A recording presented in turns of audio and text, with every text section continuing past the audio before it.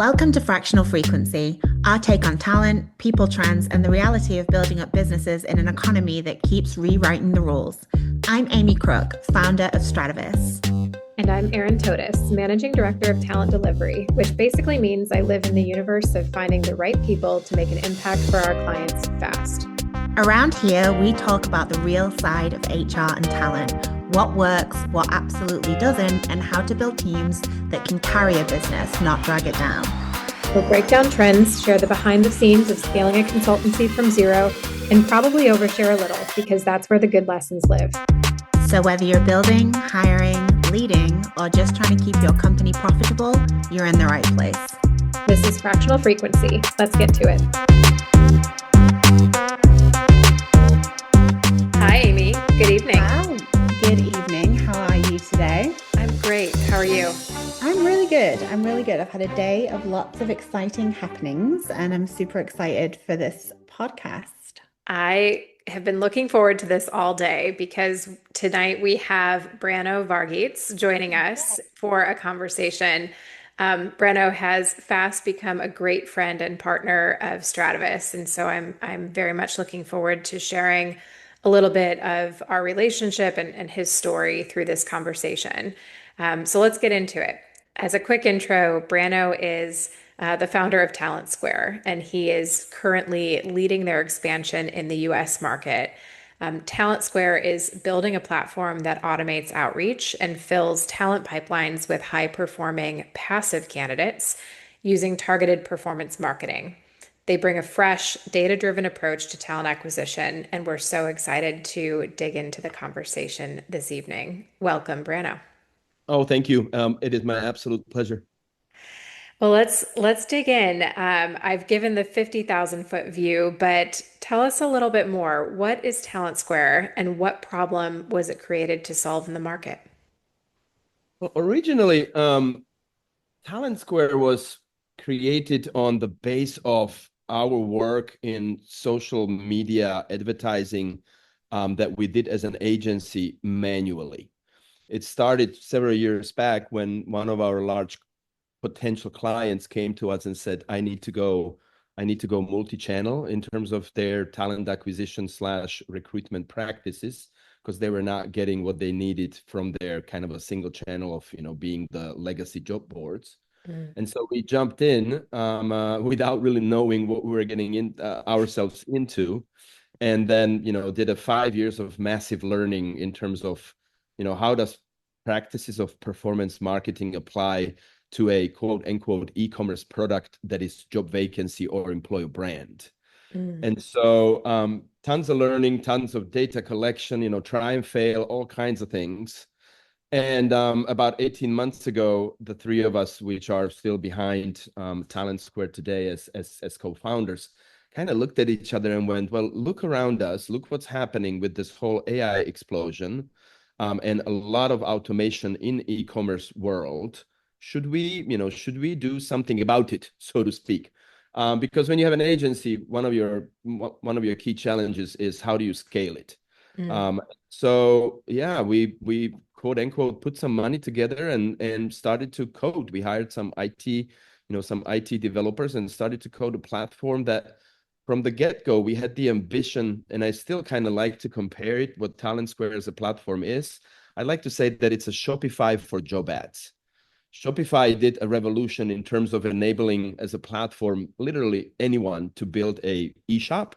And that's what we are trying to do with TalentSquare. We're trying to build a platform that will enable anyone without any tech experience whatsoever or any experience in performance marketing for that matter, launch a social media campaign focused on job vacancies and employer brands. It's an incredible tool, and I love the accessibility of it too. I think about, some of my big company experience interacting with more traditional job boards, and a lot of these job boards are offering, branding campaigns and similar sounding solutions, but they've got, 5 and 6 figure dollar price tags attached to them, and so I think there's something just really special about the accessibility and how easy it is to interact with the tool. I want to dig in. You mentioned earlier that there was a conversation with either a prospect or a client that sort of sparked some of this. Can you expand on that a little bit more? What was the aha moment when you realized, or you and your team realized that existing tools or tactics for talent attraction and employment branding were no longer enough? Well, the aha moment, well, there were several of them. One of the aha moments for us that kind of led to this automation building over the last year and a half or so, but the aha moment came along long before was, once we agreed that we would help them, and we were very opportunistic. And so, once in that particular meeting, once the client, so to speak, left the room, we kind of looked at each other and went, what the heck do we do now? Uh, and, and then we dived in. One of the aha moments came very early on, where once we start to go and set up the social media campaigns for job vacancies or employer brands directly on Meta, because their particular need was for those sort of jobs where the potential job holders were predominantly on that social media platform. One of the aha moments was very early on related to how complicated it was to do it. Mm. And we very quickly realized, going, you know what? I'm not surprised that talent acquisition people or human resources professional are not doing this, because it was intimidating. It was Yeah. complicated, all kinds of approvals. Then the campaign was stopped by Meta for whatever GDPR reasons, or this and that and the other. And so that was one of the things where we were like, oh, now we see. And that kind of sparked also when we started to automate and develop the platform. That was one of the key triggers for us to do so. Was we wanted to take all of the pain points that we kind of learned the hard way into the backend side of things. In other words, that our user of the platform don't experience them. And even now, we have customers who launch campaigns through our platform, through TalentSquare platform. And there's very often a quote unquote backend kind of work that we do that our users don't see, and we don't want them to see. But there are moments when a campaign of our customer is stopped or paused by Meta, and we have to go in and see what the problem is and fix it, and so on and so forth. So some of those things we still do manually. So that was one. The second one has been the second kind of an aha moment, and I think that has been so emphasized in the last 12 months or so, is recruitment has to be multi-channel anymore. It has to be multi-channel. You have to have, no matter what kind of organization you are, you have to have, multiple touch points where you are trying to, reach the candidates. And, I'm not saying that job boards are obsolete anymore. Quite the opposite. They play and they will play a role in the whole scheme of, recruitment practices. But as long as they are the only one, I think that there is a huge limitations in terms of what they can do, number one. And number two, like you said, they are increasing on their pricing because their revenue is declining due so many other tools. So the aspect of multi-channel was kind of with us. And like I said, the last 12 months or so, in terms of this AI element, exploding, that just kind of strengthened our view. The last aha moment came just a few weeks back, and I will be very honest here. We did not think about that sort of a use case until I was at a conference, talent acquisition conference, a couple of weeks back. And there was this fantastic lady who was presenting her kind of a solution for talent acquisition in the AI world. And one of the things that she was talking about, and she opened up her speech with saying, the candidate experience and the candidate journey, especially for the passive ones, is changing, and it's changing fast. They're moving from Google to LLMs, whether it's the ChatGPT or Perplexity or Gemini, what have you. And so she said, what if your ideal candidate types in ChatGPT, which are the top 3, for example, fintech companies in my area that is worth the work for? And then she posed a question to the audience saying, how do you make sure that your company pops up? And you could hear a pin drop in that room.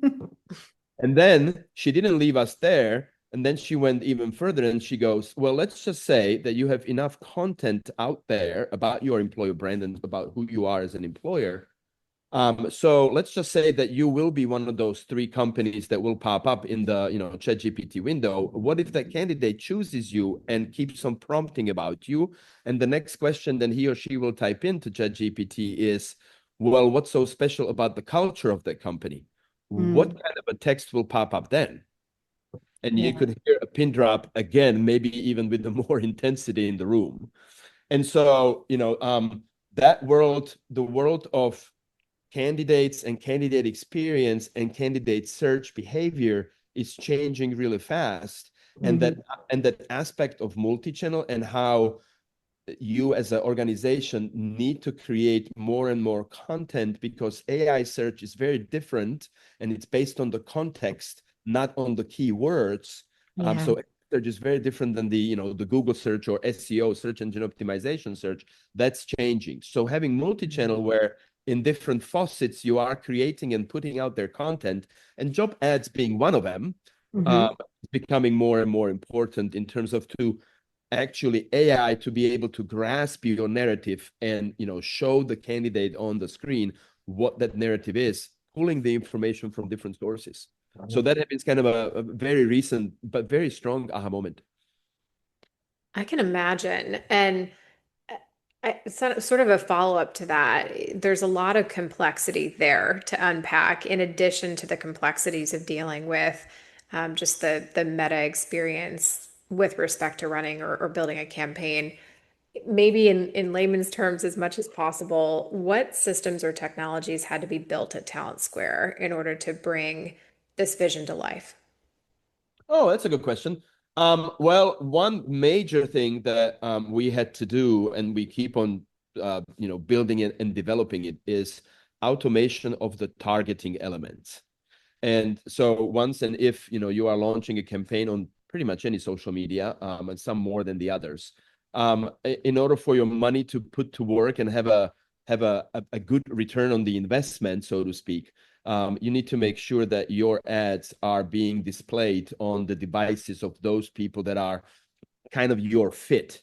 And so, our 5 years of doing the campaigns manually, besides other things, provided us with one great value, and that's the data from all the campaigns that we ran manually. And so we use that data, and now it's becoming our moat, our competitive advantage. We use that data in order to be able to automate the targeting aspect of the campaign. And what that really means is, once a recruiter uploads a job description into our platform, our system is then able to look into the job description, read the job description, analyze what's the business vertical, what's the complexity of the job, in which geographical area that plays a role as well, and then look into our backend, into our database, and kind of grab the data that is similar to the campaign that the user is about to run from our past, look into which of those data made that particular campaign in the past most successful, and then utilize that targeting for the new campaign that the user is doing. So that's one big piece. How do you automate this whole thing of pulling data and queries, et cetera, et cetera. Obviously, we have integrated some of the AI features but at the moment, we have kind of a quote unquote simple AI features for the user to see. We provide them with the ability to use AI to improve their job description. Of course, the prompts that we used kind of had to limit how far we quote unquote let the AI go in terms of improvement of the job description, because the job description itself provides data for the targeting. So we have some AI elements. However, what we are looking at right now is also integrating a visual creator in there, because our focus right now is on sectors that very often might not even have marketing department or might not have their branding manuals. And so we've had some clients, manufacturing, logistics, transportation, hospitality, where they were excited about the tool, but then said, "Hey, can you help me with the visual creation?" And we've helped them to a certain extent. But again, the automation of it is something that we are trying to get to them. And so, once the company would upload, and we would like to get it to the point where they would just put their business website, and the AI is able to detect, all kinds of things from the website, and then propose 2 or 3 versions of the advertisement. Um, Wow, that would be awesome. Oh yeah. Oh yeah. And I mean, the tech today, I mean, whether we talk about Nano Banana Pro, by Google, or we talk about some other even ChatGPT, the 5.4 version, the latest one, has Hmm. some amazing graphical capabilities. To be Yeah. perfectly honest, we are kind of putting that on a scale, because the other thing that we are hearing from the market is that people are relatively quickly getting, quote unquote, sick of automated images. And Mm. so having the authentic images that are, that have real people in them, or real videos, Yeah. Yeah. are kind of back in. So the question is, how do we find the right balance? But again, if there's a lot of talks around internal influencers. How do you turn your employees into your promoters of your employer brand? And so I'm in conversation with another really interesting company, Flockity.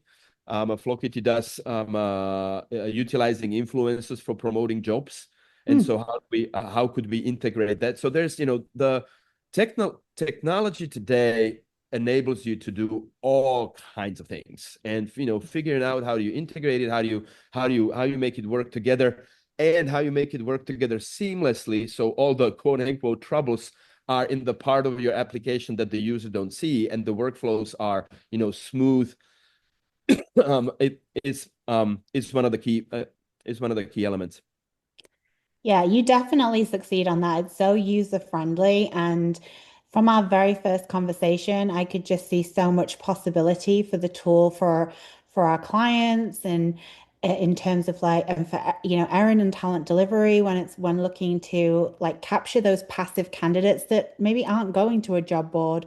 And so and I've had enough of looking at LinkedIn messages and they're just, scrolling on their devices and they see something and they're like, oh, that looks kind of cool and interesting. And then the employer brand piece is so huge from, a talent and attraction perspective. And then I know you and I had even talked about how it could even work from like a business development perspective, to, put in um criteria that you're looking for certain job titles, but not necessarily for a role for like, can we provide you with services? So like the potential for this tool is just huge. Yes, thank you. And I mean, there's a lot of automation that's happening of a similar kind in performance marketing, especially in the e-commerce. Mm. What makes us kind of, I'd like to think that what makes us stand out a little bit is, like I said, the if you think about job vacancy as an e-commerce product, Hmm. because you can, right? What triggers the job vacancy in terms of the advertisement being displayed on the device of a person who is just scrolling. it's Hmm. a different it's a different element than when you are buying tennis shoes. Right. So applying the principles of performance marketing to job vacancy slash employer brand as a quote unquote e-commerce product, it does require different approach. Hmm. But generally speaking, the umbrella is yeah, we are there. There's no secret, and we are very vocal about it. Our inspiration comes from e-commerce. Our Hmm. inspiration comes from performance marketing. What we have done is we took a job vacancy and employer brand, turned it into an e-commerce product, and then figured out the way how to apply performance marketing principles to something that behaves like an e-commerce product, but in terms of triggering the user behavior, in this case, candidate, is different than if purchasing tennis shoes or a new espresso machine. Sure. Yeah. And I love to just to build Amy on the use case after interacting with the tool in real life. I love the advisory component of it. It's not just an automation tool that's relying on me to put in really high quality content, because that's where a lot of tools in the market today, at least within the TA kind of tooling stack, fall down. Hmm. Because what we find then is that teams are stretched for capacity and there's this garbage in, garbage out. We're putting in low quality job descriptions, low quality Yeah. branding materials inconsistently. And the models have a hard time grappling with that. And so this ensures that you're going out to market with quality and something that's compelling, which is incredible. Yeah, it's so funny that you mentioned that. I had my status call with my IT guys today, and one of the things that we were talking about as putting on a relatively soon roadmap for our development is a feedback feature Mm. for when a user uploads their visuals. And so when they upload their visuals, what we would like to do is they will be able to, push a little button on the screen where if they push the button, they will get an AI generated feedback on their visual. Because we have over these years we have learned what works and what doesn't. We kind of have tips and tricks. For example, if in your visual you have humans, engagement goes up. The call to action in terms of we're looking for you, or what I'd like to call a little bit of a shock value in terms of your writing in the picture that forms the visual of the advertisement is a huge piece. Visual, high quality visual, and I don't mean high quality in terms of pixels, but in terms of The content of it. yes, Yeah. what makes you stop scrolling is 90% of the success of the campaign.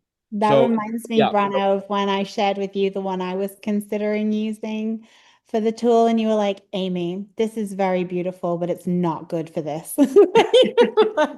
You're just like, so it's good to see that you're working on a way to scale that feedback, because not everybody's going to be as lucky as us to get you to look at the visual we're considering and give us some honest feedback. And I really appreciated it.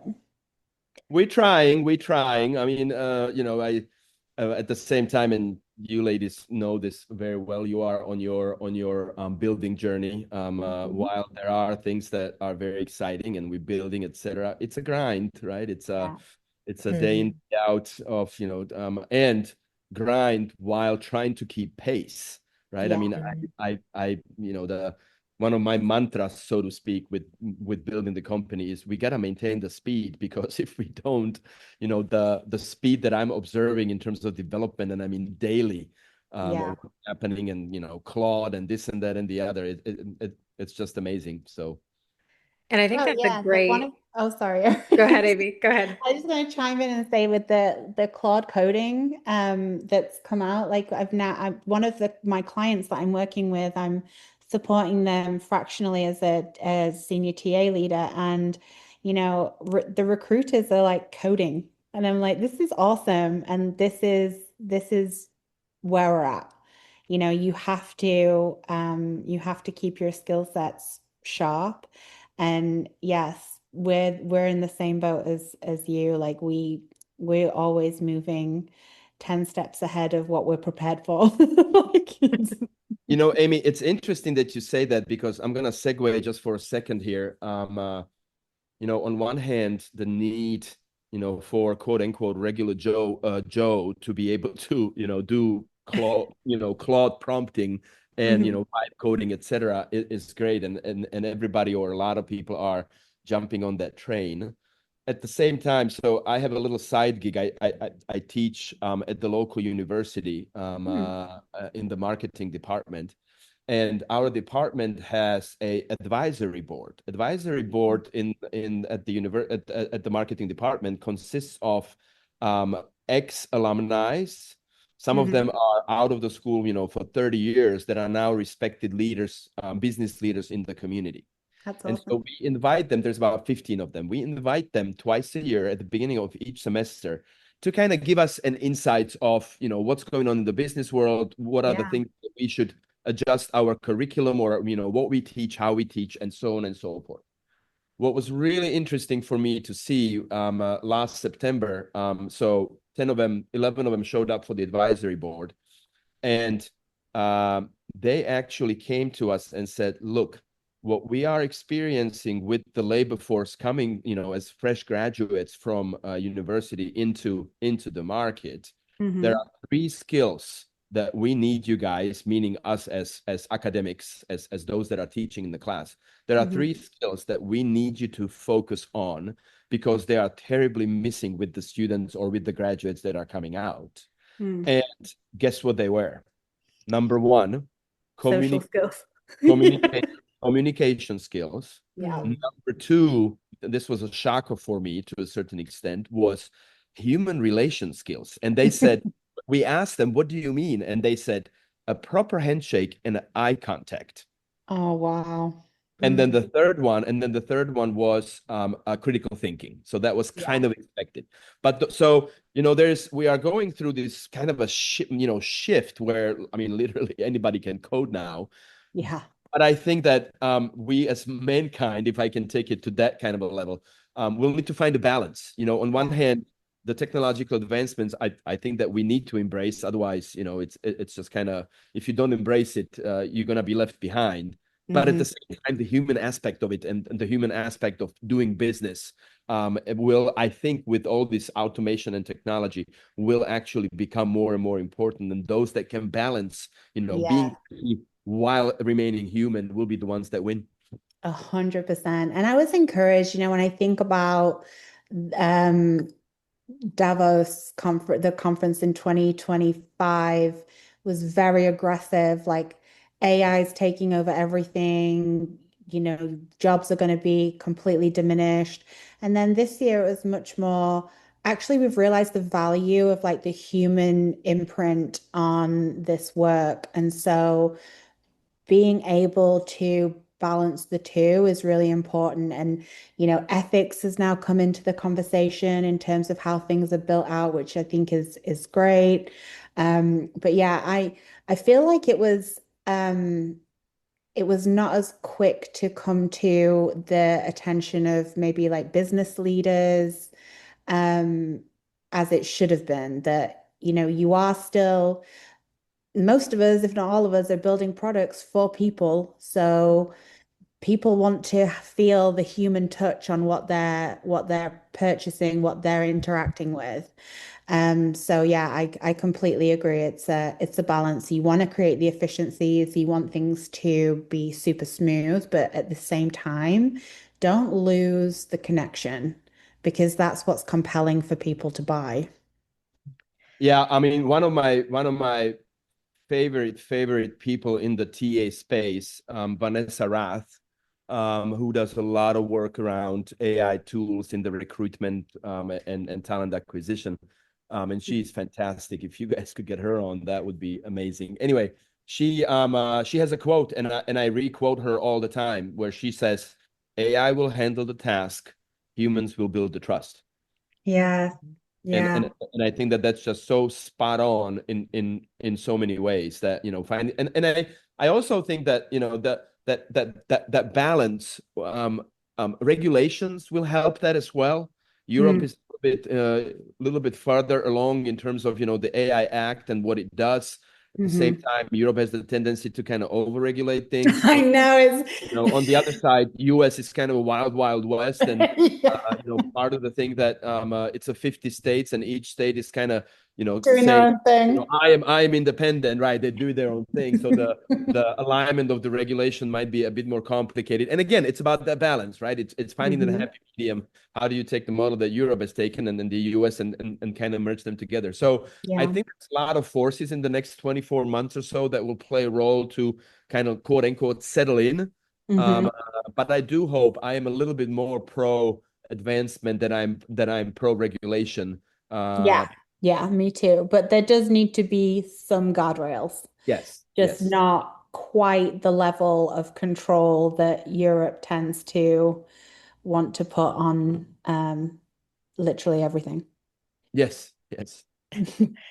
Brano, you said something earlier about maintaining speed and agility. And I think that a lot of organizations, maybe all organizations, are worried about that and losing relevancy if they don't move fast enough. Is there maybe a value or an organizational principle that you commit to or operate by at TalentSquare that you think keeps that focus in mind for you and your team? Oh, that's $1 million question, Aaron. Um, well, I'd like to say yes. It took us a while to be perfectly honest, it took us a while to get to the mode of agility in terms of our product development from the IT perspective.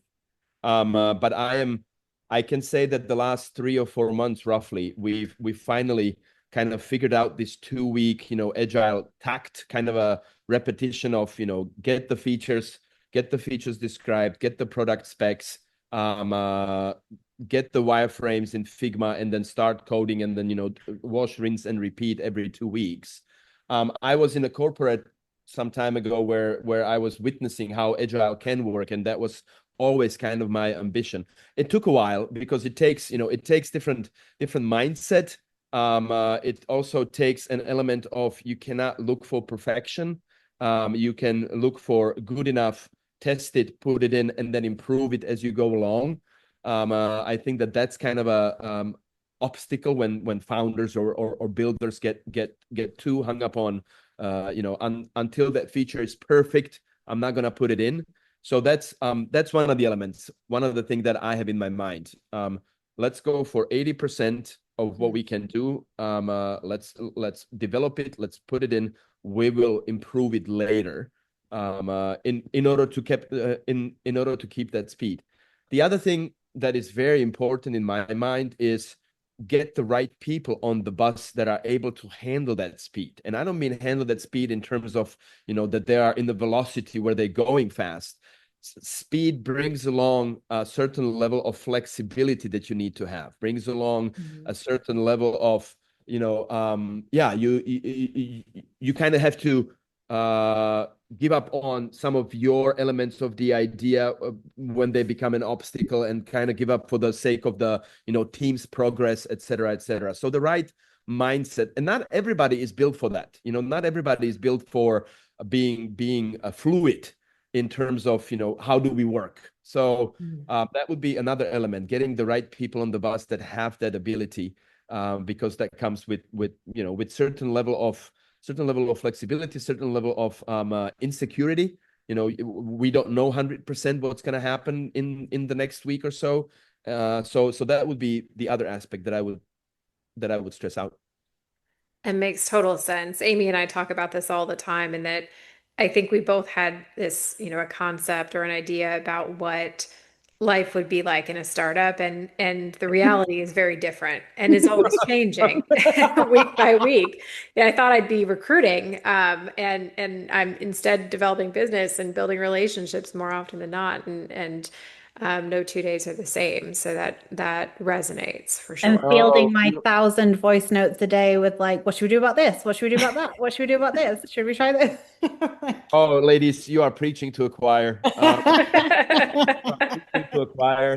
The number of hats that we are all wearing while building it, and I used to say that I was in consulting a long time ago, and I really enjoyed consulting because of the diversity of it. I could be working with a client in the morning on a topic XYZ, and then in the evening be with a very different client and working on a different topic. And I thought that was rather diverse. Shoot, I do that 15 times a day, every day, from legal to ops to sales to relationship to networking, back to ops. Finance comes along, which I hate. Oh, same. Bookkeeping. Oh, Absolutely. Brano, I have to ask you too, you talked a little bit about the values for just flexibility, bias-free action. As you think about yourself as a leader, what do you think your team needs from you most to lead them through this next season? Yikes.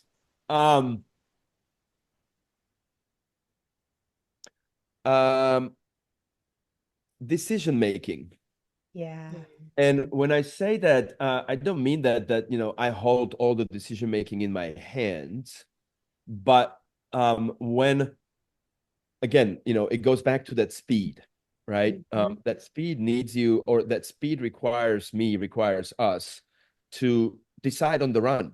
Yep. And if I start to contemplate too much, or we start to contemplate too much, and the conversation just keeps on going and going and going, Mhm. I think that one of the things that I need to do as a leader, if you will, is to, at certain point cut it off, and Yeah. to be able to find that right moment, which is, that's art. And I am definitely not the best artist in that arena, but it's art to find that right moment. How long do you let that, conversation, brainstorm, whatever it is, discussion going, and when do you cut it off? And that also, cutting it off and making that decision and going and saying this way, also very often means that some of the people that were involved in the discussion will feel like they lost something, that, they were not heard 100%. And so then, that brings me to the second point, which is making sure that people understand, that the direction is one way, right? And that sometimes, we'll make those decisions where not everybody will be heard, not everybody's thing will be put into the whatever we are trying to solve. So that would be the next thing. One thing for a founder, for me, what's really important, and I've had some bad experiences myself as an employee before, and so I'm very particular about it, making sure that I have enough money to pay my people. Yeah. And that goes into Yeah. fundraising, that goes into business development, that goes in all kinds of areas Yeah. where, I want to make sure that people like the work, et cetera, but people are compensated. And They need to so, get paid. and I have to say that has been hard. Our fundraising, for a long time, we were hearing no, no, no. Then we got an angel investor last November, and that was a huge breakthrough for us. And now it's to, building more business and yeah, making sure. So that's another thing that I've never experienced before when I was in corporate, right? Oh It's no, never once an a issue. month, once a month, your text message comes in, ching, it's in there, and you go on your own way. So Yep. that's the other thing. And then, And it's the so basic. Sorry, just to chime in a little. It's so basic. Like, of course you want to pay the people that are putting in all this work to grow your business. But yeah, it can be from, some months you're like, okay, what are we going to move around? What are we going to like juggling bank accounts and like it's tough when you're bootstrapped because that's what we are. And I want to stay that way, honestly. Like I don't want to deal with investors. I don't want to deal with that performance piece. But yeah, it in the beginning it's hard to balance. I need some help and I need us to be able to accelerate in this space, but I also need to know that I have enough in my bank account that I can cover this for at least 6 months to a year, even if like we don't have a big sale. These are the kind of decisions that you have to make um quickly. And Erin, you and I we talk about that all the time, like balancing scale versus like what we can predict we're going to bring in. Yeah, Mhm. yeah. And Amy, that's a great comment. It sparked two other things, back to Aaron's question in my mind. One is, other things that are kind of expected, or what I expect of myself as a leader, if you will. Yeah. One thing is, another thing is, um, oh, and now I lost it. It happens. It happens. That's founder brain. Yeah. I'm I'm sure it will come back, but now I lost it. But there were two things that you Amy sparked with that Was it comment. about scaling? No, I lost it. Okay. We'll come back around. If it pops Yeah. back in, we can come back around. No big deal. And maybe this will help spark it because I want to talk a little bit about just your vision and vision for TalentSquare, the legacy that you're building through the company build. What would you say your hopes are for TalentSquare, maybe 3 or 5 years from now? I want to be helpful, or let Mm, me rephrase. I want my solution or our solution to be helpful to the businesses. Mhm. And that's one of the key mantras for me is, when I look at, like I said, we are focusing on companies that I believe those are the types of companies, or the sectors that make economy run. It's yeah. the baristas, it's the sous chefs, it's the nurses, it's the truck drivers, and Yeah. so on and so forth. Uh, Hmm. And I want to help those businesses to be better in terms of finding the people that they need. Yeah. And so if I can bring a little drop in the bucket, as that part of their multi-channel, that would help them not only to find the candidates, but actually kill not two, but three birds with one stone, which is find the candidates, present your employer brand through your, how you present your narrative, who you are as an employer, and our solution also helping them to be quote unquote found in LLMs. If those three things our solution helped them to do in the next 2 to 3 years, maybe 5, then I would be super happy. I would love to go global. We are focusing on US market at the moment, but my piece of my heart is in Southeast Asia, where I lived for 6 years. And I would really love to go with the platform to that part of the world. And I think there's a huge potential. It's just prioritization. And by the way, Erin, you were completely right, because one of the two things that was in my mind was prioritization. One of my main challenges, and this has been my kind of a history for a long time, but now it's even more visible. Prioritization is difficult for me, but at the same time, I know I have to do it. I'm juggling 15 balls or 15 things in my arms, and I'm having hard time juggling 15, whatever those 15 might be. But what drives me even more crazy is the fact that I look around me and I see another 40 to 50 other tennis that are on the ground, and half of them are screaming, "Pick me up, pick me up." Yeah, right. And you look at them and you go, I can't, because these 15 are occupying me, and those are the biggest priorities. So I think prioritization is definitely one of the huge expectations of a leadership. And especially now, because you can be scattered all over the place, especially when you're building something from a scratch. So keeping that focus and keeping the team understanding what those priorities is definitely one very important aspect of the leadership with the startup anyway. Yeah, for sure. For sure. It's funny, it just makes me think because, obviously we're in a community of founders, and we, speak to a lot of fellow founders all the time. And no matter what the product is, no matter what the service is, we're all the exact same person. Like, I think we all have crazy work ethics. We're all probably borderline insane, and we're all trying to tick the same boxes and like just do right by people and contribute.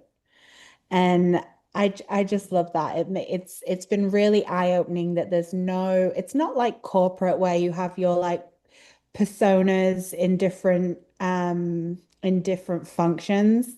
Like everyone that has started a business is pretty much the same animal. And I kind of enjoy that. No matter what it is, like we're all dealing with the same struggles, and we're all probably questionable when it comes to mental health. Oh, that's that's without the doubt that we are very questionable. Amy, you hit the nail on the head again with with the mental health, but also, one of the things that and I would assume that with your corporate past, you might have a similar opinion. I really like my corporate experience now because I feel that it will become very handy the moment that the company gets to the point where it's going to start truly scaling. Yes. One of the things that I am, like you said, I am involved in, I'm sure you are as well, with, all kinds of startup founders, et cetera, et cetera. Those that don't have the corporate experience, I think that one of their biggest challenge is the scaling aspect, is the moment when you need to start setting up processes, you need to start setting up, functions, you need to start setting up offices or something elsewhere, right? Yeah. And that's where the bag of learning of 25 or 20 years in corporate will become very handy. So I definitely don't want to say, hey, corporate was horrible. No, it was in Oh so many no. it was in Yeah. so many ways so so interesting and such a great learning experience. And I'm just hoping that TalentSquare, or whatever we are starting, will get to the point where I will be able to utilize that experience to scale it faster than the 22-year-olds who are great in terms of startup founders. But then when it gets to that point, they kind of, lose their direction They because struggle. Yeah, they don't have that 100%. experience. Yeah, we were talking to somebody the other day about there's a lot of founders out there that are founders for like the lifestyle of like being a founder. But I think anyone who's like edging 40 plus, who's like in this game, that they've been in corporate, they've seen the benefits, they've learned a lot of lessons, and they're ready to kind of make improvements on processes or tooling that where there's a gap in the market. And that is, I think, more beneficial than living this founder lifestyle. I mean, I don't know who these people are that are like having this wonderful time setting up their own business because it's hard work. Like it is, hard work. And aren't you like on a flight in the middle of the night, Brano, to like go to a conference and you're always busy like networking, talking, developing. Like you trade in your 40-hour a week regular paycheck for 80 hours and you have no idea like what's coming in. It's an interesting Oh switch. no, But no, absolutely. Yeah, I'm flying tomorrow at 5 o'clock, so I need to get up at 3:30. But I am a morning bird, so I don't. I mean, it will be just fine. And on the top of it, in at least in my case, and we haven't touched upon that one. I have 3 kids and wife. Yes, You know what I yeah. mean? So if I think about the madness and the craziness of everyday, grind and this and then and the other 15 hats, and Mhm. then there's a huge hat that I need to put on at certain moment of the day, which Yeah, is the father husband hat. yeah, And how do you put that on? Well, putting that hat on is not that complicated.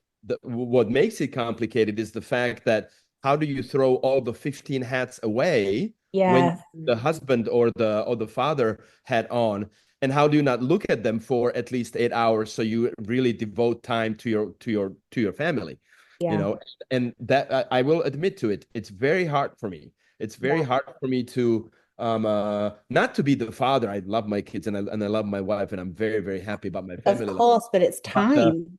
but the whole thing of like the regret of well, when I put the father hat on or the husband hat on, the regret of looking at those 15 hats that I had to throw away for a Mhm. certain amount of time, going, oh my What am gosh, I missing?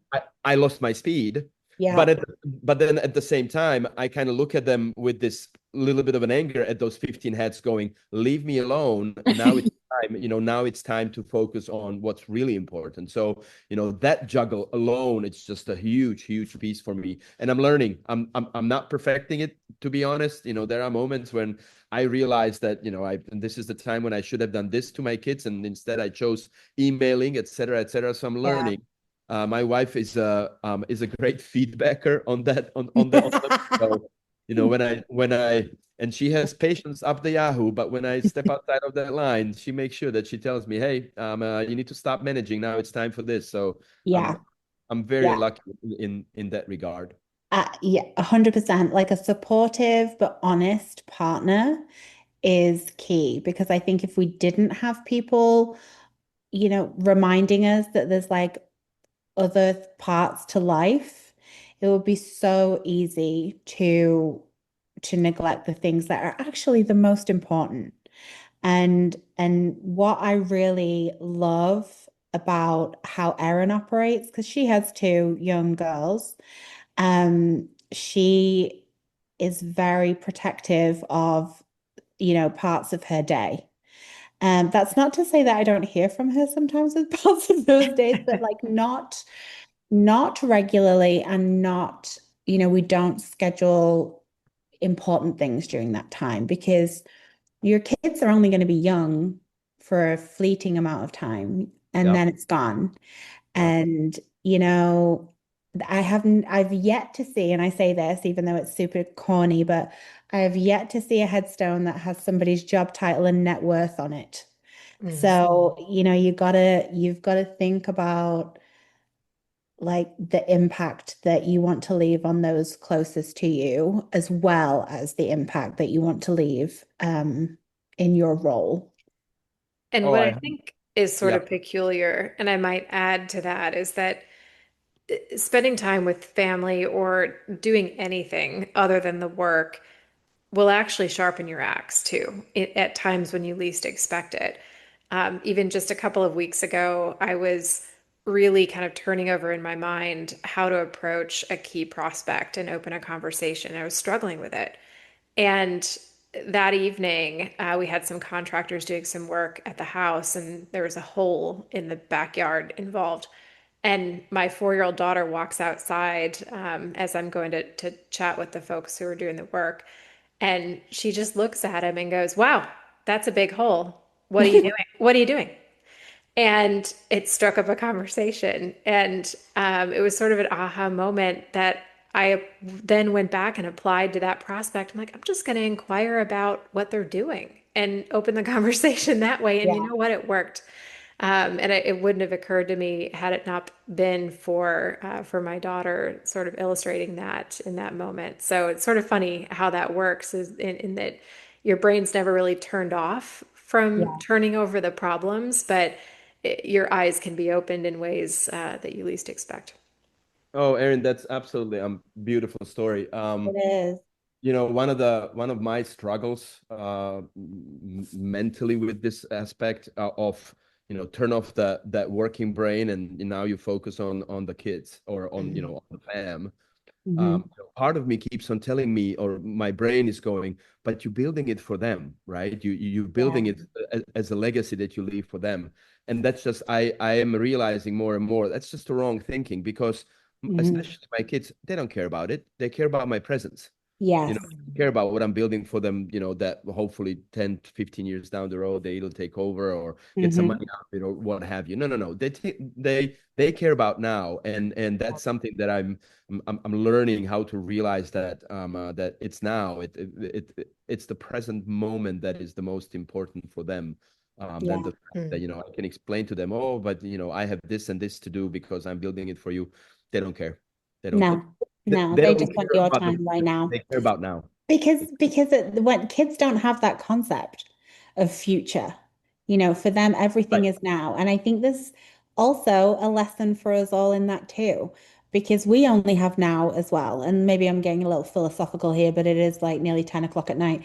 But I do think that we tend to overanalyze the past and try and overpredict the future, but really we just have the day that we're in to like kind of do the best that we can. And so I kind of love that about kids that they don't think too far down the line. They just focus on the experience they're having right now. And we can learn a little bit from that. And I mean, carpe diem, right? That's what that is. Yeah. And we can apply carpe diem to also to the business, to the journey of building the startup, right? It's carpe diem, enjoy the ride. That's the other thing that Yeah. that's the other thing that I kind of need to remind myself not to put too much pressure on me, and then kind of move that onto the team as well. Is enjoy the ride. Yeah. I even if TalentSquare failed tomorrow for whatever reason, and sure, I would be sad and I would be disappointed and this and that and the other. But Hmm. when I look back in the last 18 months, the learning and the experience and the people that I've met and so Hmm. on and so forth are absolutely worth the failure, if you know what I Yeah. mean. So, Yep. carpe diem is definitely something that should be applied to, or at least in my book, should be applied to also building the business. Just enjoy the ride, enjoy the moment. Yes, Yep. it's stressful, but think about the past and the learning that you have done already. Yeah, I completely agree. And Erin and I have come from, corporate backgrounds like yourself, and we have always been incredibly high performers, always getting that pat on the back, always getting that extra bonus, that promotion. And we really had to redefine what success was when we moved into this space because no one's giving you a pat on the back. No one's giving you a bonus for the good job, but we need it's like you said, falling in love with the process, just really appreciating every little um, bit of joy that you get from interactions or the wins or and those wins don't have to be headline news. Like sometimes they're really small, but you learn to value them differently. And I do think that that has impacted not just how I operate in a business setting, but also like how I feel about everything in general, just appreciating all of it. I'm with you. Like, I refuse to believe that like Stratovis would ever not work. But at the same time, I am having the time of my life. This has been this last like what is it now, Erin? Like 7, 8 months Hmm. has been the biggest learning curve, the most joy, the most challenging that I've experienced, and I just wouldn't trade it. I wouldn't trade it either. And it would be much easier to say that if I had $1 million in my account, which I don't. But I still wouldn't trade it, but it's I'm with you. I'm with you. Yes. I've it's ended up on some like hilarious algorithm for founders on my social media, which I keep spamming Erin with. And it's like it's so they're all very hilarious, but all so true. Like it's just a cycle of, doing the best you can. The wins are great, the contracts that you win and the money that comes in is awesome, but you just have to keep going. yep. Just keep going. Just keep Hmm. going. Well, I'm Just going to wrap us on one last question because we've got to allow Brano to have a little bit of sleep before getting up Yeah. for that flight tomorrow morning. And so I think I'll use it to extract one piece of advice, Brano. So for listeners who maybe have a novel idea to solve a problem and are considering building a solution for it, what do you wish you would have known at that inflection point in your journey? What would you share with somebody like that? um one, if you think that it's gonna be hard and that's why you're not starting, it's gonna be twice as hard as you think it is gonna be. Hmm. But at the same time, um, if you don't try it, you will never know. And I am a huge advocate for, jumping in, diving in, go try it, test it out. And this is, um, I have always looked at my career, if you will. Career might be a little bit of a cliche word, but my professional journey as jungle gym, um, uh, instead of a ladder. And what I mean by that is I've always been keen on collecting, experiencing, and figuring out how they kind of connect together. In Mhm. my career, I wasn't the one. And there's a lot of people that go for the latter one, right? So you become an expert in an area XYZ, and then you build your expertise further and further and further, and you have a ladder career. Mhm. What I would say is, especially for those that are in their early 20s, and they're kind of looking around going, I'm out of school, what am I going to do now? Mhm. um, Go and spend time collecting different experiences.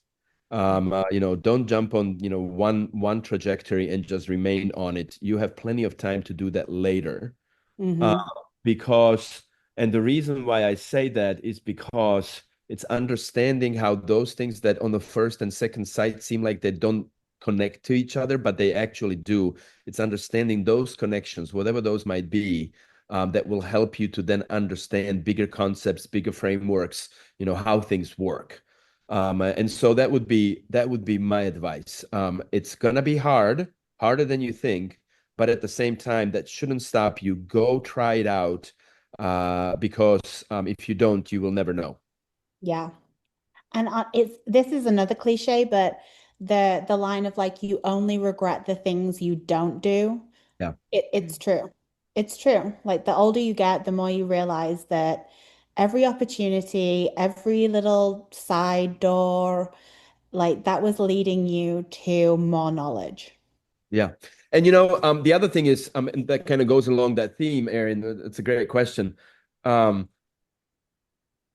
Especially with my students, I kind of see that they're 22-year-olds roughly. They're ending their bachelor degree. What I see is they have these preconceptions about certain jobs or certain career paths. And like, for example, right, I had a conversation with a student of mine just recently where he was like, well, I don't know what I'm gonna do. I'm studying marketing. That's my major, yada yada yada. And I told him the same thing that I just mentioned. I was like, spend the next 3 years going things that have nothing to do with marketing. I said, go and work at McDonald's. And he looked at me with this look in his eye, going, McDonald's? That's not why I went to university. And I said, look, McDonald's is one of the best companies in the world in terms of process management.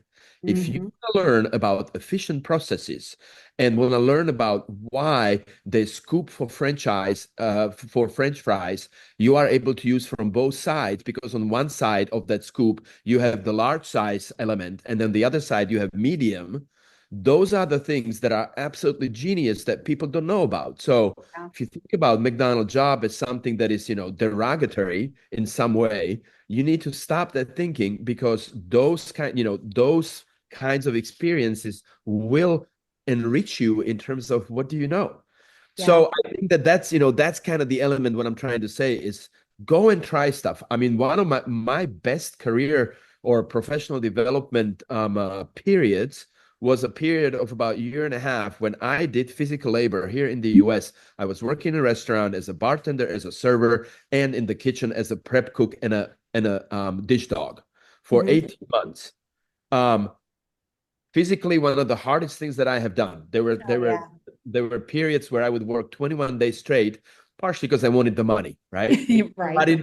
But in terms of what that taught me, not only have a huge appreciation for those that continue on the journey of physical labor, but also what that taught me about, little nuances, how organizations work, how one thing leads to another, what are the codependencies between servers, bartenders, kitchen, and the dishwasher.